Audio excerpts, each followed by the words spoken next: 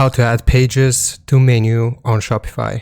From the left hand side, you will see sales channels and your store. So I'm going to click on store here, or the website. And the third option is for pages. We want to select it. If you want to add new pages to your menu, then you have to click on add page here at the top right corner. And you can type out the title for the page that you want added. So for example, we are going to do frequently asked questions. And here's where you actually input all of the content. So you can input text, you can do images, media, whatever you would like. I am going to do, just as an example, what's this store about? And the answer is going to be NFTs.